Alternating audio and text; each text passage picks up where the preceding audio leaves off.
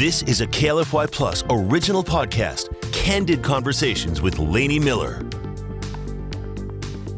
Welcome to Candid Conversations. Today we have Miss Karen McCord in with us. She is the author of Only Rainbows, the Carly McCord story, and the mother of Carly McCord. Thank you for joining me. Oh, thank you for having me. It's my honor. Yeah, of course. Okay, so you started writing this book how long after Carly passed away? Very quickly after Carly passed away, I really felt as though it was my mission. When I found out about the news, of course, I was just devastated, and I felt despair at the deepest level that was imaginable. Mm-hmm.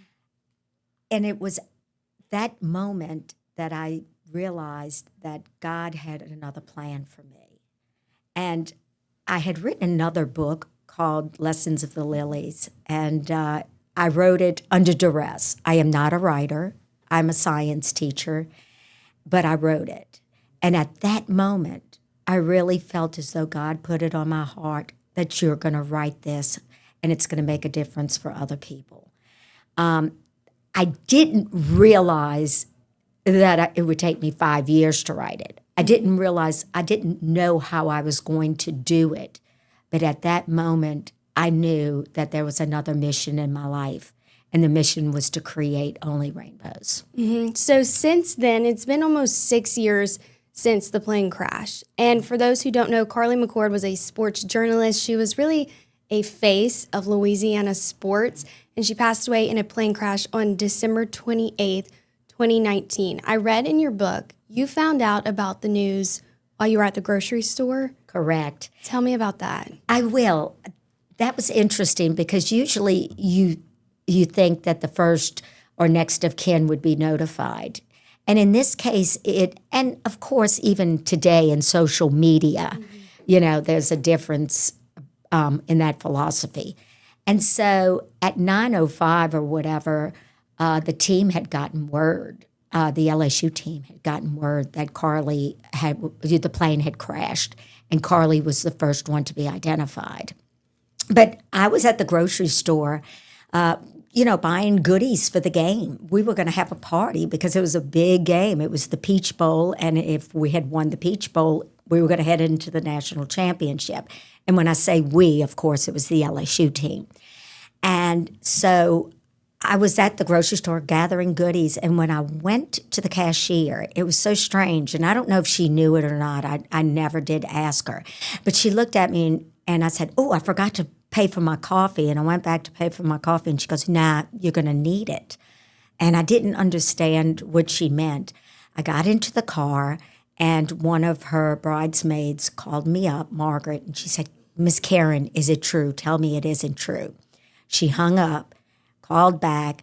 She said, Miss Karen, there was a plane crash.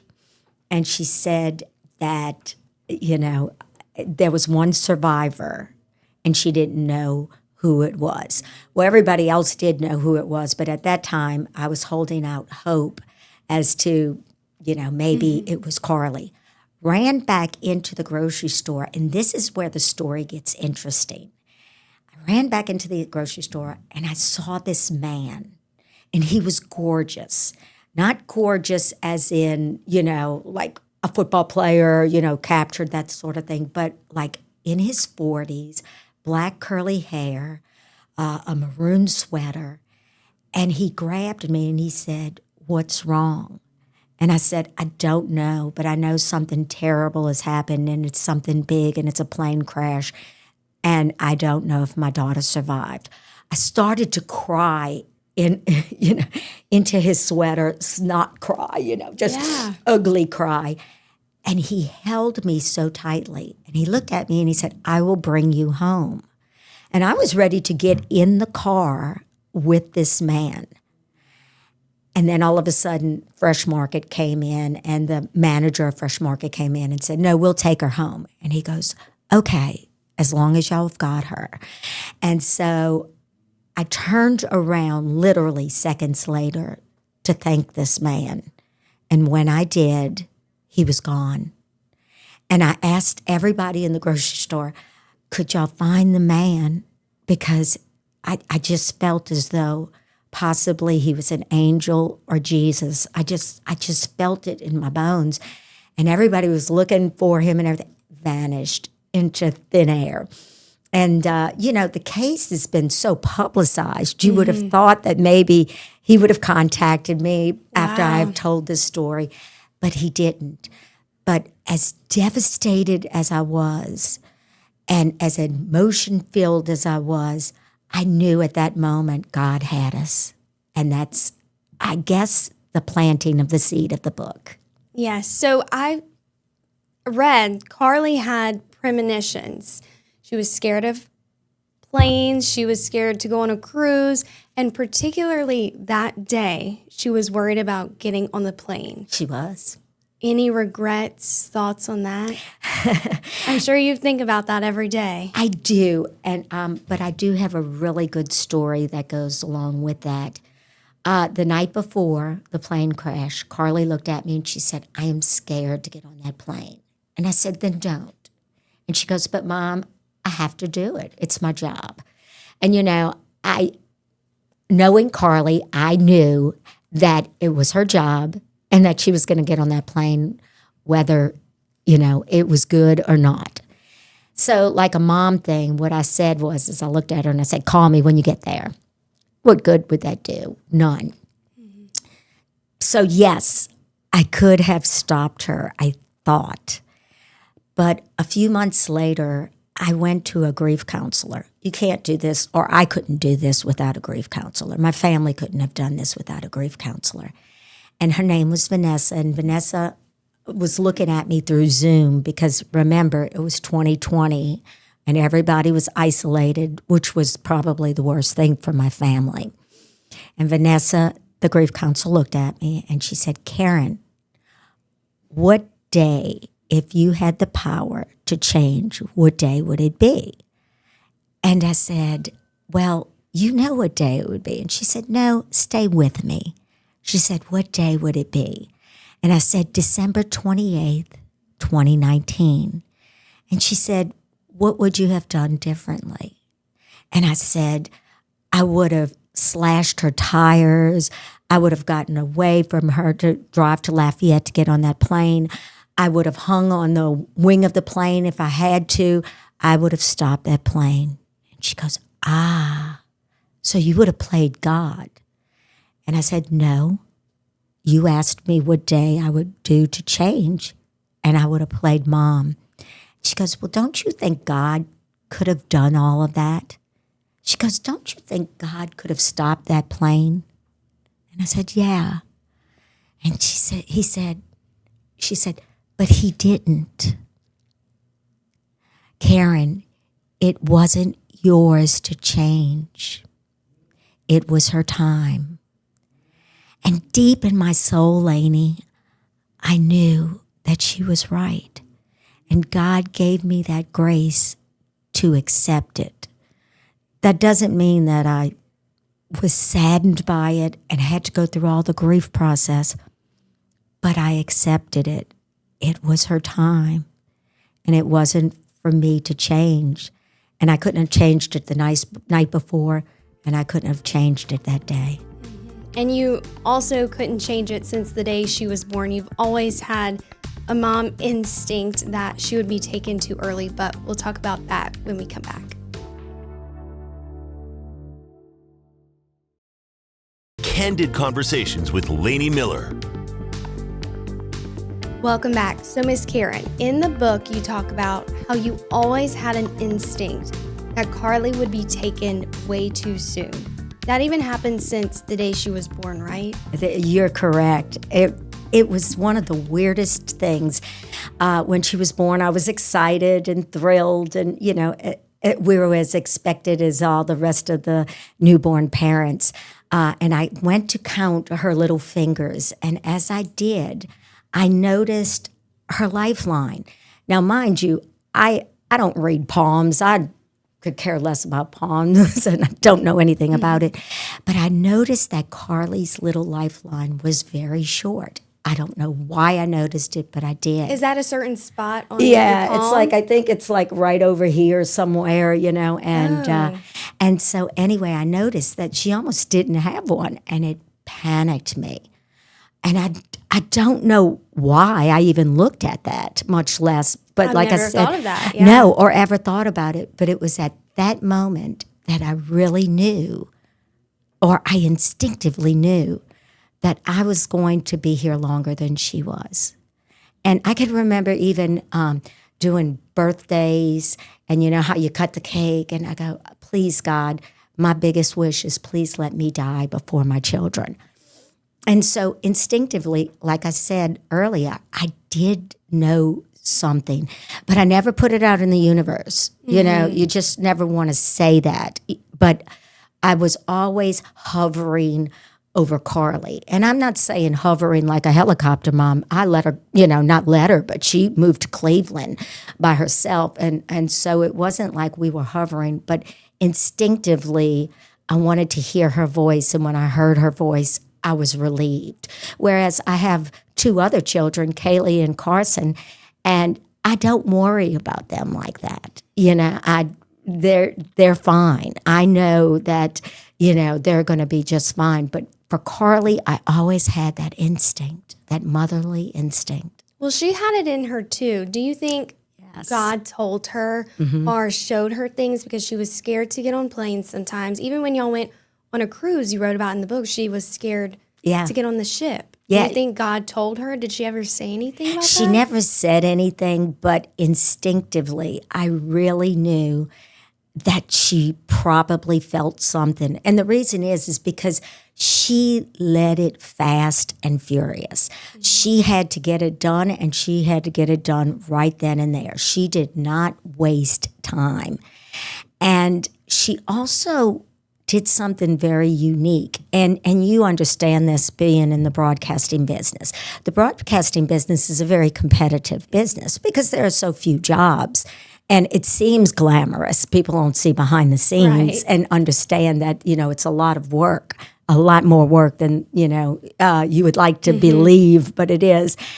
But she instinctively helped other women, wanted them to mentor under her, wanted them to study under her. She would always have somebody from LSU's School of Journalism or Northwestern State School of Journalism study under her. She would teach them the ropes, and she would believe in mentorship in women in sports. And I think she realized she had to give back her talent so that she wouldn't die with her talent. And I just believe she did instinctively know it. We never talked about it because I think we both were quite afraid of it. But I think both of us instinctively knew it. Even whenever she was little, did she have those dreams of being big in the sports world? When did that pop up?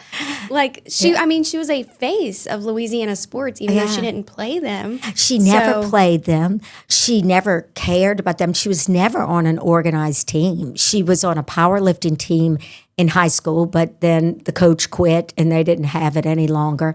She ran track, and what she would do is she would sing for the other runners. And so, I guess she took that seriously. Who knows? And she was the water girl for St. Michael's, and I think it was because she wanted to meet cute guys. I don't think it was because she had a love of sports at that moment. So yes, she did not come from a sports world, and guys would look at her and say, yes, you never played sports. And she goes, exactly. I never played sports, but I was in the NFL, and I was in the draft rooms in the NFL. And trust me, I know a lot about the game, because once she decided to do sports, as with Carly, anything she did, once she decided to do it, it was going to be 150%. And she did do it. And that's how she was with pageants too, yes, right? So, yes. Okay, I know pageants started because she needed money for college. We'll get to that in a little bit. But did she start them as a little kid? Did you put her in the smaller Absolutely pageants? not. Wow, She would always say, No, no, no, no. Yeah, she wouldn't talk about pageants. She was not a girly girl at the time. Yeah, she would wear bows, but she didn't wear high heels, and she didn't even like makeup at the time. And she wasn't a tomboy, but she wasn't a girly girl either. She was just somebody trying to get through life at that point and get through high school because I think she liked school. She was very, very, very smart, but I don't think she liked high school, if that makes sense. Yes, because she skipped school for one day and then that determined. That's right. Okay, she failed a class because of it. Her and her sister, did they go tanning? Yeah, they went tanning in Biloxi. Okay. And they had it all planned and mapped out, and they left. And the choir teacher, she didn't think the choir teacher would miss her because they had to sing in mass, and there were lots of people there. She was a great singer. She was a great singer, so they missed her voice is what they did. And so the next day when the choir teacher said, "Nope, I'm giving you an F," she looked at him and she said, "No, you can't. This is my ticket to get TOPS," which is a scholarship program in Louisiana. And he said, "Nope."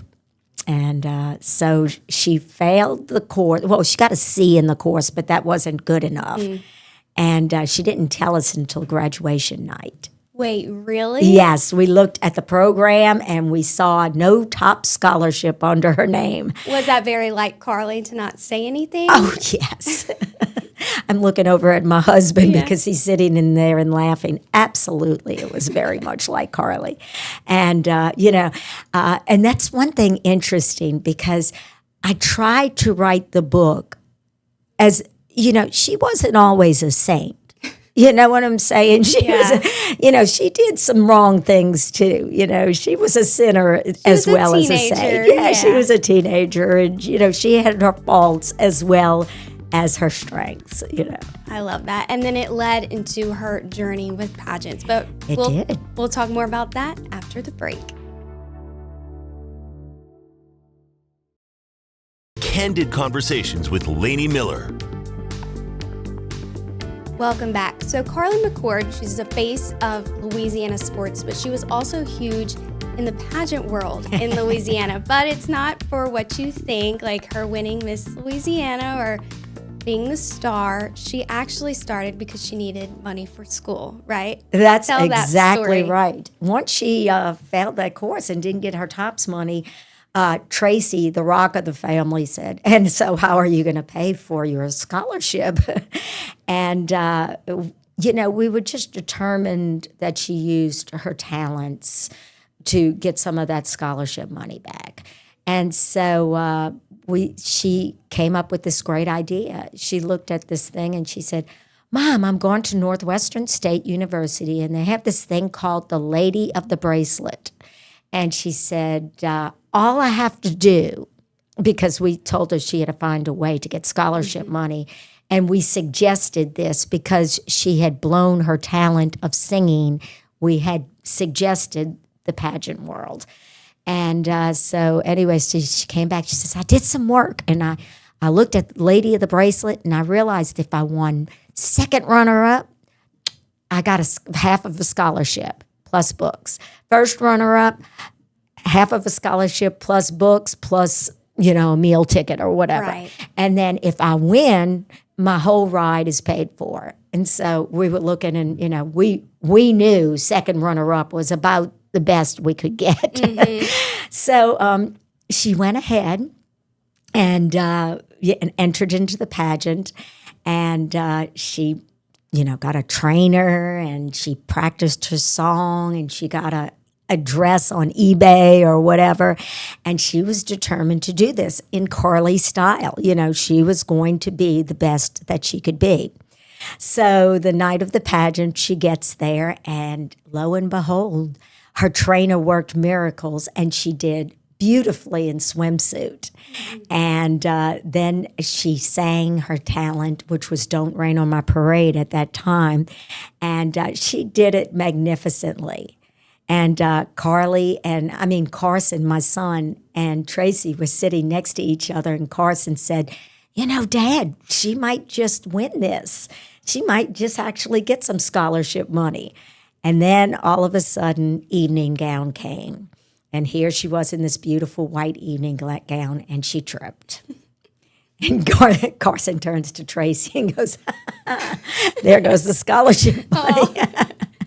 So anyway, so she went ahead, and the first time they announced it, and they did third runner-up, and then they did second runner-up, and second runner-up was Carly. And we were jumping like we had won the lottery, you know. And scholarship secured, and she was happy. And, you know, she felt as though she had paid her debt.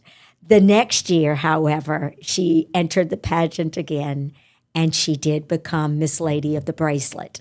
And Miss Lady of the Bracelet was, you know, after you win that title, you go on to be Miss Louisiana or go on to enter the Miss Louisiana pageant. And a few years later, she did, and she won multiple titles because you don't just win in 1 year. And she was first runner-up twice. And the first time she was elated because her pageant sister, Hope Anderson, won. Yes. And she was thrilled for Hope. And you know, first runner-up was a gift. And her scholarship was paid in full from the Lady of the Bracelet and Miss Louisiana, the $5,000 she had won. But the second time she won, she was a little bit less excited because she had put her heart and soul into that. And so the second time she won first runner-up, she called it first loser. Yes. She said she was the first loser, not once, but twice. Okay. She said she was frustrated after losing that second time. Correct. But do you ever think she, you know, came back around to it and was like, you know what? I mean, she ultimately gave up pageants and the crowns for her career. Correct. So was it a turnaround kind of attitude adjustment for her at some point? Well, because she won Miss Lady of the Bracelet, which was Miss Northwestern, essentially, she got to meet a whole bunch of people. She got to sing the Star-Spangled Banner, and she got into the sports world because she had to do baseball games and football games. And that's where she started to meet Doug Ireland and Greg Burke, which were, you know, administrators, athletic administrators and that sort of thing. And she got to learn the game. Also, she learned how to speak in interviews. And so that gave her a huge edge.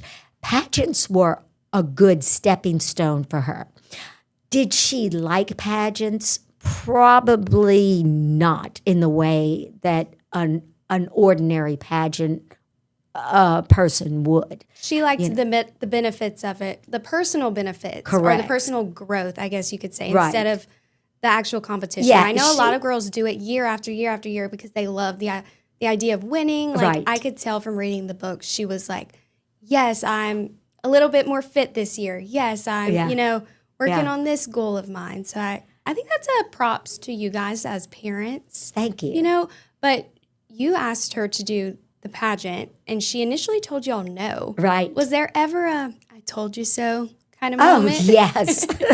She was, and I told you so. Once again, I'm looking over at my husband, and he's got this big grin. Of course, she said, "I told you so." Once again, she was not only a saint, but she was a sinner too. So y'all saw growth pageant-wise, Yes. career-wise throughout that pageant journey. But what about like Carly personally?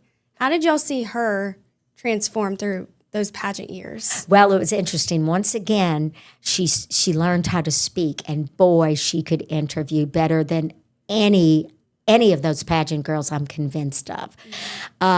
She learned that her talent still was singing, and she learned something else. She learned how to walk in high heels.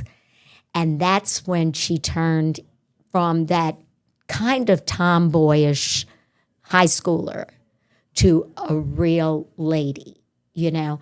Although, let me say, her vernacular did include the F word quite a few times, you know, because she did work in the NFL eventually and of course into the sports world, and, you know, she could throw that around better than any of those men. But she learned grace.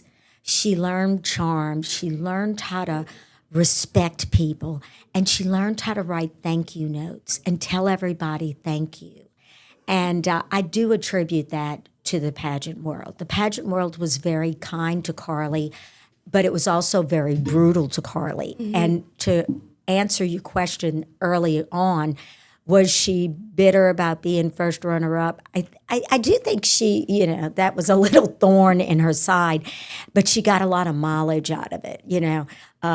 She would use it and she would go, I was first loser twice. Right. And, She joked about that and a she lot. would joke about it, and the guys would go, oh, here comes the first loser thing again, But she really was the first winner. But she eventually gave up the crowns for her career, and we'll get more into her legendary career after the break.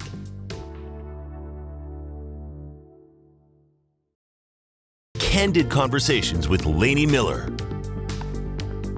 Welcome back. So Carly McCord was known as the face of Louisiana sports, but she wasn't always that, right? She started out in Cleveland. Right, she did. Okay, what was she doing there? Okay, so after she graduated, she went back to LSU and she entered into the manship school for her master's program. And she worked for Tiger Television.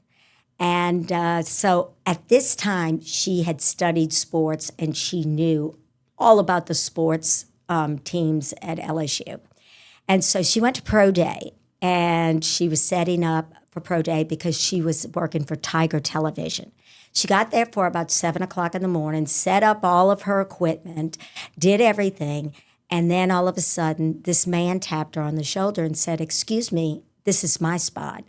And she looked at the man and she said, "No, excuse me, this is my spot. I didn't see you get here at 7 o'clock and set up your equipment. Right. You could sit next to me, but this is my spot."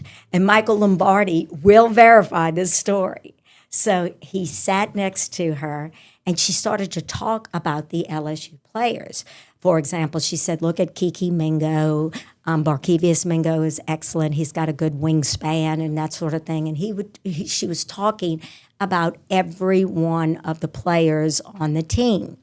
And so all of a sudden, Michael Lombardi said, "How do you know all of this?" And I was about to ask the same thing. she said, "Because I studied it. I'm working for Tiger Television and I have to do my job and I've got to do a great job." And he looked at me and he said, "But you know the character of these players." And she looked at him and she smiled and she said, "I'm a sorority girl. I know the characters of the players." And so Michael Lombardi actually had this great idea that Carly knew the players so well that maybe she could be something called a character scout. He had totally believed this in Cleveland. He thought it was very important that we know the character of these players before spending loads of money on these players. Mm-hmm. And so he said, "Carly, would you like to come to Cleveland and, become a character scout, an undercover character scout?" What does that mean? Undercover character scout meant that she couldn't tell anybody that she was a scout. Her role in the organization is that she would be an intern as a sports reporter, but she really would be an undercover character scout to find out the characters of the players. Wow. And see, we didn't know the extent of this. And in fact, I really didn't know the extent of this until I wrote the book. Wow. Because Carly never told us, her exact job of this. And in fact, I can't say for sure that she was the first character scout, but I can say for sure she was one of the first character scouts. And now it is a position very commonly known in the NFL. But Carly was one of the first to hold the position. Wow. And so she held the position, but before she held the position, she was to be in Miss Louisiana one final time. Mm-hmm. And it was competition week. And lo and behold, Michael Lombardi called her up and said, "Do you want the position? It's been secured." And 12 days later, she was in Cleveland. Yeah, she was there. So let's go back to her studying these players and their positions, because I actually worked at Tiger TV. Okay. Went to LSU, and that was my dream. Like, I had seen Carly. I was obsessed, loved her, and I wanted to do sports too. But whenever I got there and I did my interview, I didn't know anything about sports. And they were like, you just can't go do it just to talk to the football players. And I was like, what? Like, why would you say that? So when did she start studying it? Because you said she didn't play sports. She wasn't in that world until she got there. Right. So what was that time period studying the sports? Well, remember, it goes back to Miss Lady of the Bracelet. Okay. She actually started to, be friends with Doug Ireland and Greg Burke, which were very much into the sports at Northwestern State University. So she started to study way back then. Also, the Louisiana Sports Hall of Fame is located in in Natchitoches, rather. And so she worked along with them as well. And so she knew sports there, and she started to fall in love with sports broadcasting actually when she was at Northwestern State University. And Doug Ireland told Carly something. He looked at her and he said, Carly, what do you want to do with your degree? And she said, I want to be the next Erin Andrews. And he looked at her and he said, then you're not going to make it. He said, you need to be the next Carly McCord. And you have to study hard, know your audience, understand everything, and live like a pauper, because people think that you make loads of money in this industry, but you're going to have to just live like a pauper before you ever make it. Mm-hmm. And then eventually she comes back home to Louisiana, and she works at a country music radio station. She did. What was that time like? Having her back home, obviously, but also was there a sting that she wasn't fully in sports anymore? Yes, it was. In fact, she actually got out of sports in Cleveland. She and you read all of these details in the book, because there's many, many, many details in Only Rainbows about this. But she eventually, Michael Lombardi lost his job, and so she lost hers. And so she went to CBS Radio, and she was actually working in the morning show, and she would have been equivalent to the Kelly Raspberry of the morning. And so she did that, and she liked it. She met a lot of celebrities doing this, and you see that in the book as well. One, Matthew McConaughey, but and of course Andy Grammer. Yes. And but she met a whole bunch of celebrities, but she still kept saying, I'm not fulfilled. I need to go back into sports. So eventually she made her way back home in Louisiana, and once again, there's a lot of holes that are filled in by the book. Right. But she made her way back to Louisiana, and the only opening was a country music station. And she didn't even like country. She hated country. And she would tell her audience, look, I am not a country person. I do not like country music.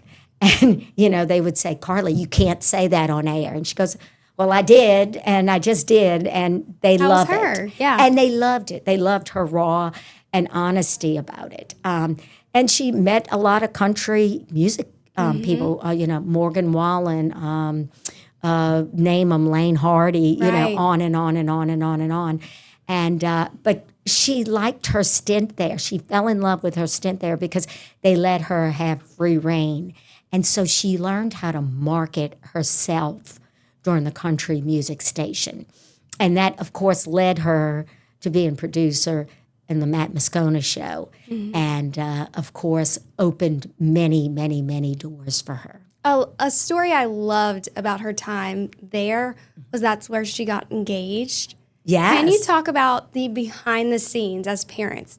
Did Stephen run that idea by y'all beforehand? Yes. Tell me about that. We knew about it, but she didn't know about Right. it. And when he asked for her hand in marriage, he told us that he was going to do it on air. And That's so cute. And when you look at the video, it's almost cringeworthy. And I'm going to tell you why, because she was up against a hard break. And she was like, come on, Stephen, you got to ask me whatever question you have to answer it, because we're coming up on the top of the hour. And so anyway, he asked it. She goes, oh, my gosh, wait, that was the question you were going to ask. And so it really did catch her off guard, because she was 30 seconds into a hard break.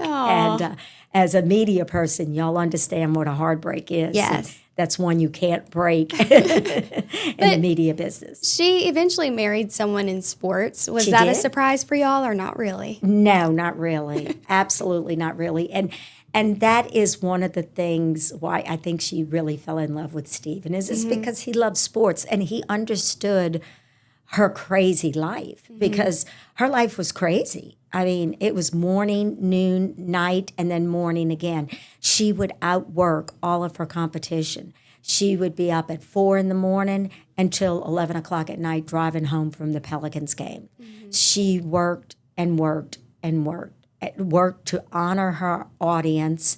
As Lynn Rollins would say, he taught her to say that, you honor your audience. So she would stay behind and carry the cameraman's equipment. She would bring Reese's peanut butter to the parking attendant who gave her Sean Payton's spot. And Sean Payton was kind enough to give her his parking spot so that she wouldn't have to walk as far, into the lot for her when the nights were late. And so she honored everybody from the parking attendant all the way up to Sean Payton and there and beyond. Everybody was on equal playing grounds, and she learned that. Well, I think people could see that in her because she was beloved by all of New Orleans when she was with the Pelicans and the Saints. What was that like? Did that ever get to her head? Or did you feel like she was this big name in New Orleans? No, she never, actually she would tell people, her mentors, her women in mentorship, she would look at them and she'd say, they go, I want to be like Carly. I want to be like you. And she goes, no, be better than me. And so, no, it never got to her head. And she would always look at us and say, it's not about me. It's about, the work that I do. And I do believe it's, once again, she knew that she didn't have a lot of time and she had to give back her talents and not only earn her talents, but give her talents back. And that was very, very important to her. And so, no, I can honestly say it never went to her head, ever. She was very humble with her gifts. Definitely. Well, she worked hard for them, so I can't imagine that even crossing her mind that she knew how big she was. But she was about to sign an even bigger deal right before the crash. I read that in the book. Y'all were having talks about her slowing down. She was offered a news anchor position, which is a much slower paced life than a sports journalist, but she didn't even accept that. And she was about to sign on with a bigger network, but then the crash happened. Yes. What was that network? I'm not 100% sure on this. And I don't know if it's because she told me in the end, Mom, I've got some really good news to tell you. You read this in the book. And I'm like, what is it? What is it? What is it? She goes, I'm not going to say just yet. And so she never told me from her lips.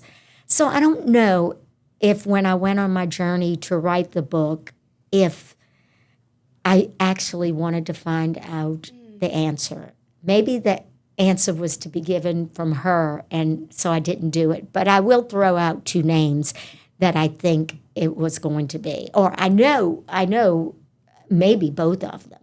But the NFL network was one of them, and the SEC network was another. Wow. Yes. Could y'all imagine if she were here today, what would she be like, or what would she be doing? I actually think she loved Michelle Tafoya. She looked up to Michelle Tafoya as her ultimate role model, as she did with Laura Rutledge and Erin Andrews. But Michelle was her special person. And 6 weeks before she died, she got to meet Michelle Tafoya. And she came off that interview with such an excitement. And since then, I have contacted Michelle Tafoya. She had me on her show. And she said that she carried Carly all of her last season. And she told me this in the interview. She says, I'd carry Carly everywhere. When it was cold on the sidelines and I knew that I was at the end of my career, I would think of Carly McCord. What would she do? She would give anything to be in my spot. And actually, Michelle Tafoya gave me my ending. And she didn't give it to me in words. She gave it to me in spirit. And we were on the phone, and I was interviewing Michelle for the book. And I said, Michelle, when you walked off the field for the very last time and put that microphone down at a Super Bowl game, what were your thoughts? And she said, my thoughts was I earned it. I earned every bit of it. I was happy with what I had done. And I looked back and there were no regrets. And of course, that's not a quote because, I have the quote written down. But, no regrets. I gave it my all. And, it was so true because Carly gave it her all. And I think even when the day she died, she would have smiled and said, no regrets. Definitely. She was on her way to work. Yeah. She had no regrets. No regrets. She loved her job. She loved her family. She loved she loved all of us with all of her heart and soul. And there were no regrets. And she left y'all a piece of something, I guess, to hold on to. Correct. On her Instagram story, she posted a picture, and she wrote the lyrics of Keep Your Head Up by Andy Grammer, who she met. Mm-hmm. And so the book is named Only Rainbows after that song, right? Correct. It was named Only Rainbows, the Carly McCord story. And there was no other title that I could have chosen. Since her death, we have seen so many rainbows, so much love, so much happiness. And, we wear rainbows all the time. And it's just our mantra in our family now. That was her mantra song, right? Because I read one time she was having a hard time. She took a nap with you, and she played that song. She did. Was that always her go-to? Well, that and Hallelujah that she sang in the pageant world. She loved that song, and she loved Don't Rain on My Parade. And interestingly enough, those three songs will crop up. We'll be in a restaurant, and it would seem that there's no music or it's very low, and then all of a sudden, poof, that song comes up, and it's as loud as could be. Either one of those three songs would come up, and and she tells us hello all the time with those three songs. And so, yes, I have to say there were no regrets. And being on the journey of the book, I set out on a journey to interview over 100 people to find out my daughter's adult life. Because let's face it, your mom knows everything about you, but she doesn't know everything about you. Right. You're a grown woman and you have relationships that she doesn't know about. And so I set out to find out those relationships and who Carly was in the sports world and in her adult world. And the story began as a tragedy, but it ended as a love story between a mom and a daughter. It ended beautifully. I fell in love with my daughter all over again after writing this book. The book had so many details in it because her life had so many details in it. And I just found the book so enriching, and I found those interviews so captivating, and it was so sports-oriented. I wrote the book to begin with as a grief book, and I hope when people pick it up and they're suffering with grief, I hope they realize that this is a book that you can turn to feel better if you have had a loss in your life. Mm-hmm. But also, I also found out two more target audiences of my book. One target audience was sports. Mm-hmm. A lot of men have written it, have read the book, and they realized that sports was a big thing in this book. Mm-hmm. And then my third target audience were young people. And I am talking high school people, I'm talking middle school people. I'm talking college people. This is a book that could go into every library, every school library. I don't think it has one curse word in it. And it shows how hard you have to work to get what you really want. That sliding by is not the answer. Work, love, family is the answer. And I even had to get a sports editor, Will Weathers, to edit the book because there's so much sports in the book. And so the book surprised me that it started off as a grief book, but it ended up as Carly's role model would love to be, is it ended up to be a role model for young people. And I sure hope teachers pick up the book and read it as well and introduce it to their students, because it is a target audience that I didn't know I was writing for, Right. but I did. Right. Well, growing up, I knew of Carly McCord, so I loved reading it and knowing actually about her, not just things I saw on TV. But whenever you were writing it, what are some things you learned about your daughter that you may not have known before? Was there anything new that came up about her? Oh, there were so many things that were new about it. One of them was, like I said, she cursed like a sailor. You didn't know that? Yes, I did, but I guess I was in denial and tried not to know it. I learned that, I'm going to divert here for just a minute, but in the beginning of the book, you read me talking to the Virgin Mary and talking to God. And I said, what I said to most people, why Carly? Because that's the natural question. Mm-hmm. And I'm going to tear up here. I went on a retreat and I said, God, why? But I knew that there would be an answer. And I said, just show me why. And so I did. And I prayed to him and I looked at the Virgin Mary and I said, Mary, if you can do it, I could at least try to do it. So when I set on this journey to find out who Carly was, the biggest gift of what I found out is that she was a terrific human being, and that Tracy and I did the very best we could do. And in the end, God, you've got it. You could do her laundry and use Tide detergent. But I can put my head on the pillow, and Tracy could put his head on the pillow and say, we did the very best we could do. And thank you, sir, for letting me get the opportunity to realize that.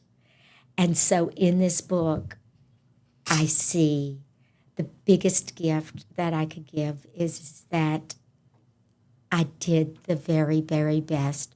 Tracy did the very, very best. And now I could put my head on the pillow and say, only rainbows. I will see my daughter again. I truly believe it. I love that. That's the perfect way to wrap this up. Where can people find Only Rainbows, Carly's story? Thank you. They can absolutely find it on Amazon. They can absolutely find it in Barnes & Noble, Ingram Sports, wherever books are sold. Actually, I went online and saw that it was sold in Target. Awesome. But we need to get it into bookshelves. Yes, and this is what it looks like. I will show you guys. This is what it looks like. That was her cover shot for the Cleveland Browns. Wow. Or not cover shot, it's called headshot. Headshot, yes thank you. Probably for Carly, it was a cover shot. Yeah, it was a cover shot too. Cover shot and headshot. Well, thank you so much, Ms. Karen, for joining me and opening up about your daughter and your family. And thank you guys for watching A Candid Conversation.